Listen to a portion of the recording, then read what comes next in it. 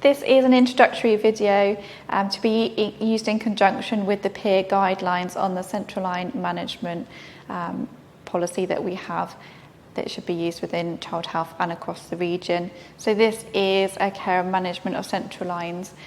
If you have a child that has an oncology diagnosis, either cancer or leukemia, it's very common for children to have lines. So it's really important that we know how to manage those lines in terms of complications that can happen and routine cares.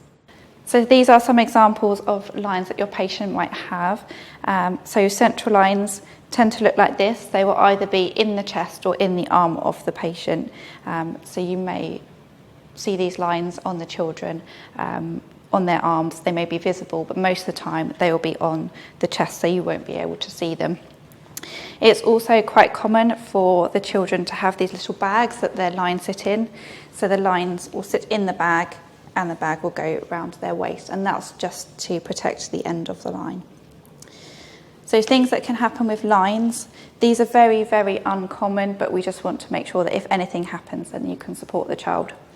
So wherever the child goes, they should have a central line pack. It may not be in this bag, but these are the things that they should carry everywhere with them, wherever they go. And the parents should know what is in this pack.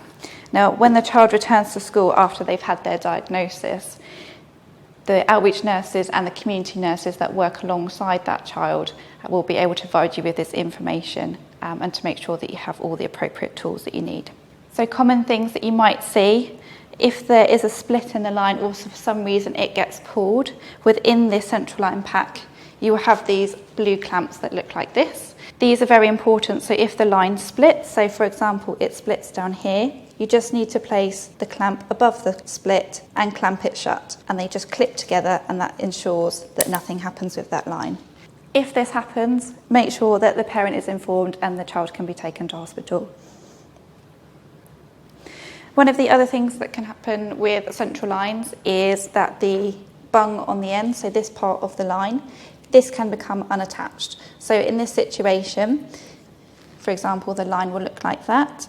Within their central line safety pack, they will have a spare bung. So what you need to do is just simply screw the orange end on to make sure the line is nice and safe. If that happens, again, you need to make sure the parent is informed immediately and the child can go to hospital for any further treatment.